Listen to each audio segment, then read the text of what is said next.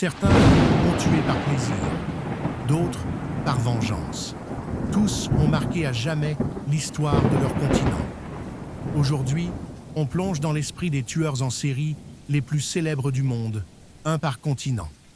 Et certains noms vont vous glacer le sang. Si ce genre de vidéo vous fascine, pensez à vous abonner. Chaque semaine, on explore l'inimaginable. Beau, intelligent, charismatique, Ted Bundy avait tout pour réussir.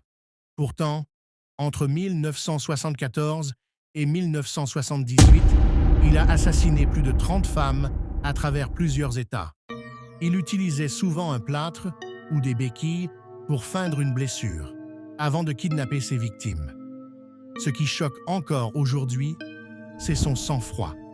Même lors de son procès, qu'il a assuré lui-même, il gardait le sourire. Bundy a été exécuté en 1989. Mais il reste un symbole du mal déguisé en homme ordinaire. L'Europe, Andrei Chikatilo, URSS. Surnommé le boucher de Rostov, Andrei Chikatilo a tué plus de 50 personnes entre 1978 et 1990 en Union soviétique. Ses victimes étaient souvent des enfants ou des jeunes femmes qu'il attaquait près des gares ou dans des forêts isolées.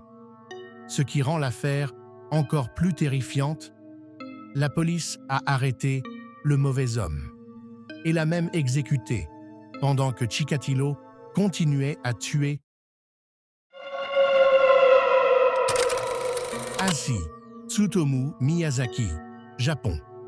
Au Japon, dans les années 80, Tsutomu Miyazaki a été surnommé le tueur otaku.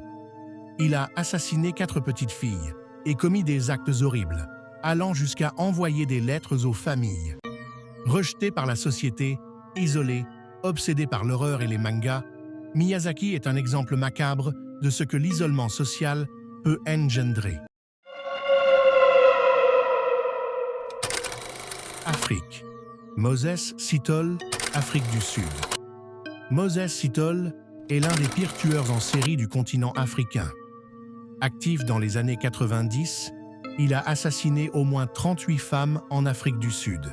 Il ciblait des femmes sans emploi, leur promettait du travail, pour ensuite les piéger et les tuer.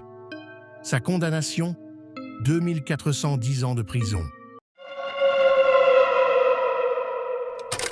Océanie.